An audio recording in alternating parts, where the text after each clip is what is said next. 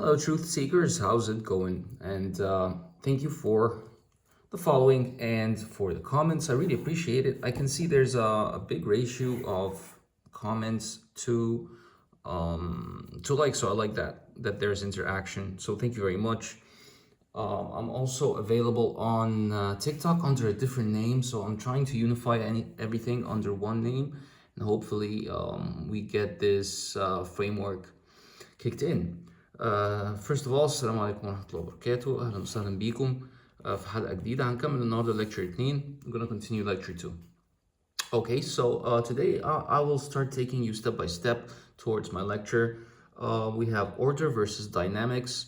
That's up here. Okay, so here that on the right we have the more dynamic system, which is based on insight, which is based on basar, we said, and then we have the one on the left, which is the order column, which is based on vision and nadar. We said that, and its effects. Now, the effects of the principles, what I want to say in the intro is the effects of the principles, they complete each other. So they work on affecting their own nature, meaning that your own perception can change your perspective, and your own perspective affects your perception.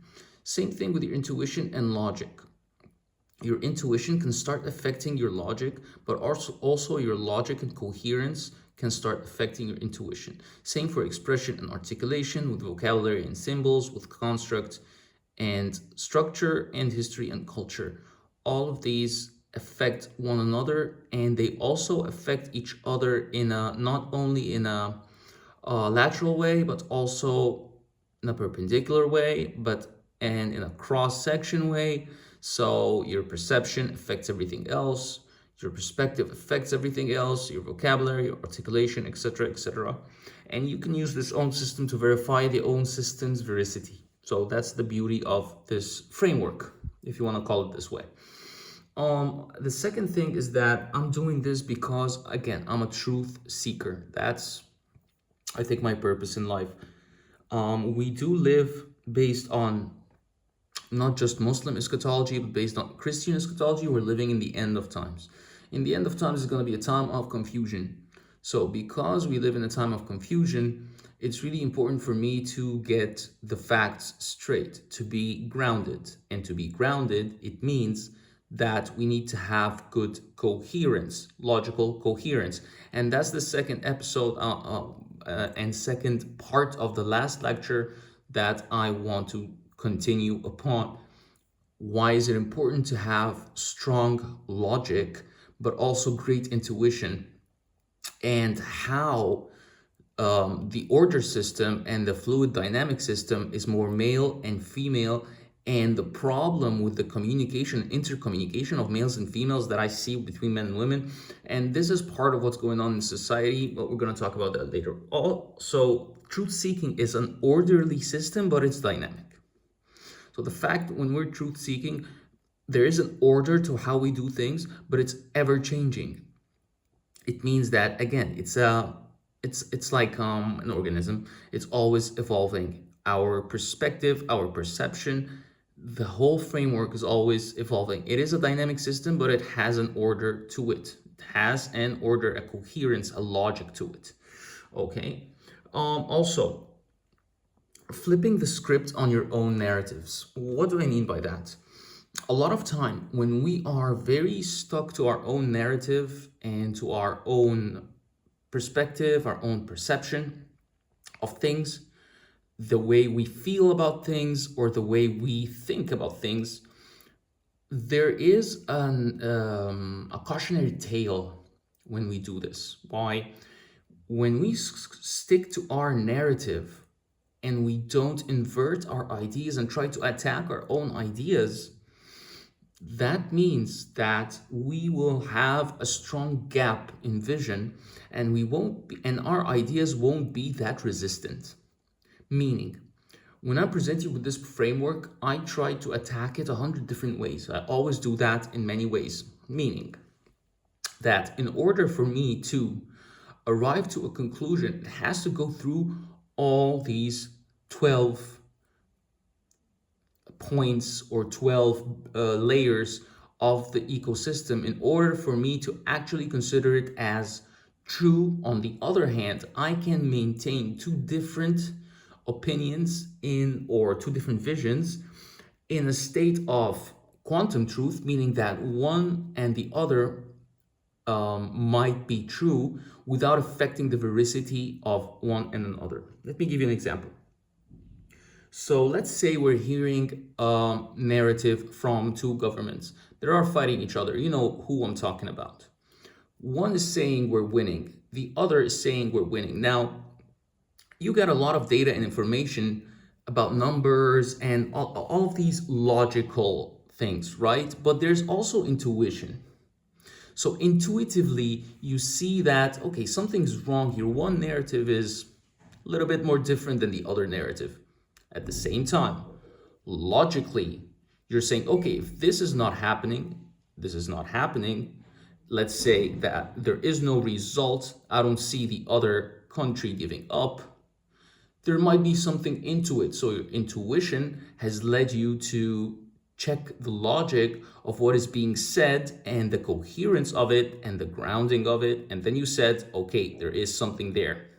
Now, in order to maintain impartiality, to be impartial and to be just, because to be truthful, we have to be just.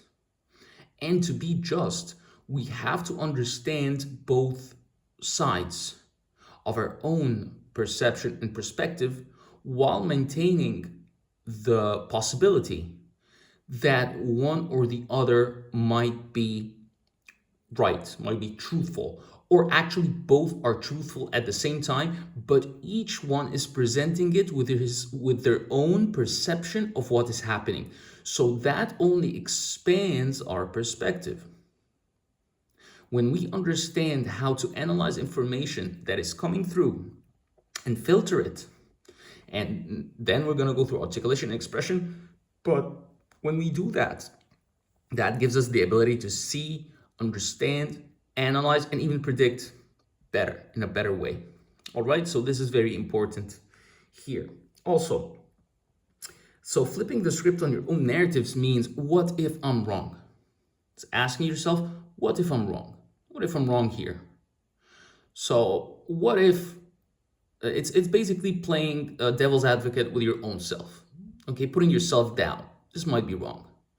And you try to actively destroy your own narrative. That's a higher level. But when you actively seek to destroy your own narrative while at the same time defending it, it's again a quantum state of attack and defense, and you're playing both ends. It's like playing chess with yourself. It's a very solid way of deconstructing and reconstructing narratives in order to fit the framework of truth seeking, let's say.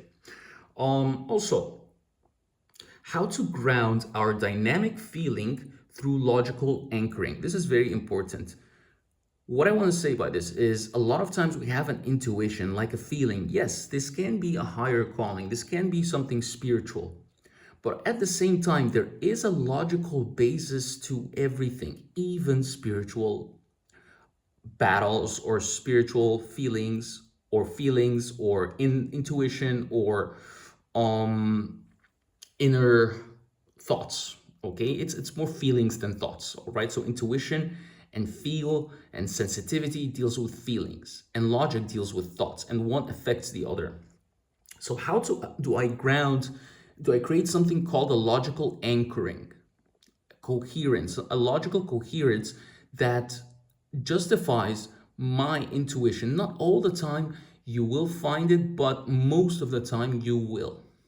If you try to anchor or ground without forcing it, if you try to delve, investigate the intuition, you will find that there is a logical ground to it, based on history or culture or the structure or the symbols or the vocabulary or the articulations or the expressions, something.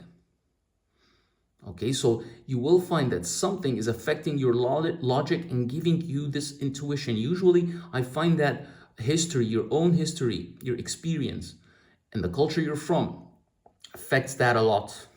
The way you're brought up, your history, again, the vocabulary used, the articulation used, the expression used. So all of these things, they affect each other. If you try to ground and understand the history, the origin, the roots of your intuition, it helps you understand yourself a lot more and helps you navigate situations a lot better. At the same time, it helps you trust your intuition more and know when you're listening to your true voice versus when you're listening to induced thoughts. And this is very, very important. I'm going to write this down actually. Okay, hopefully I can. Okay, induced. I can't. I don't think I can. Okay, induced thoughts versus own voice. Own voice, because I'm writing vertically. Okay, I'll improve this as we go on. So this is very important. Induced thoughts versus own voice. This is very important. A lot of people, a lot of psychological disease like paranoia, a lot of that, I have roots in Islam. So in Islam, we have something called Qareen, we have something called demons and devils. And usually when you're getting, not talking about technologically, what can happen with induced thoughts. Induced thoughts usually are not yours, or when you're being influenced by a voice that is not your own voice. And this is very important too. I think a lot of people don't know what their true voice is, who they are on the inside. If you know who you are on the inside, you will be almost immune to any induced thoughts. You will use your logic, your coherence to understand this inner voice. Is it me? Or have I been influenced? Am I just parroting? Am I just repeating something that I've heard that has influenced me? And this is very, very important. I think I will make an episode on this. I really like this. Me personally, we all suffer with this. We all have thoughts that don't seem to fit our own truth. So I think I'll make an episode on this in the future. Anyways, all right, so always try to ground, to help you navigate this. To know yourself is to know how you perceive things, how you see things, your perspective, the whole vision, how you ground your intuition in logic, very important. All right, so how to recognize false logical anchoring. Usually, that's why I wrote coherence here. To recognize false logical anchoring, we will see that there is no thread to what is being said. Again, there is no thread to what is being said. What do I mean by that? I mean by that, when somebody is trying to make a coherent logical thought, you will see that one thought links to another in a very articulate and very organized way. It is easy to track the origin of the idea if you go back step by step. There are no leaps. There are no leaps in thought. There's no jump. You don't jump from one idea to another and try to put feeling in it. Oh, because I feel this way, I feel that way. No, you're going to see that it's very coherent. It's very organized. And the reasons of the organization and the coherence are there. So I think like that because of that. Therefore, the consequence is that, and then I investigated, I did that, and that made me think this way, and then maybe I felt this way because I was doing that. So you will find that the person giving you the argument is they know the questions, the whys, the wheres, the whats, what happened, they know the history of their search, they know the structure, they know it's very grounded, it's very coherent, it's very logical. It's a solid thought. All right, so that is very important, how to recognize false logical anchoring or logical fallacies. Okay, and usually sound logical arguments will be difficult to attack. They're not immune. They not necessarily are correct. A lot of coherent logical thought is the basis of it is corrupt. It has a corrupt seed idea, and that's why it's very important to at least present arguments in a coherent, logical pattern, so we can trace the seed of the idea that was planted, because maybe because of that seed, the corruption of the seed planted in the start of the thread makes the whole thread, or almost all of it, be based on false allegations and conclusions. All right, so this was part 2 of logic versus intuition, and thank you so much. I think we covered some great things. This was a little bit more organized. If you found this useful, if you want to know anything, you want to ask me questions, please leave a like and a comment. I really appreciate it. Thank you so much. Have a great one, and I'll see you on the next episode. Take care. Bye-bye.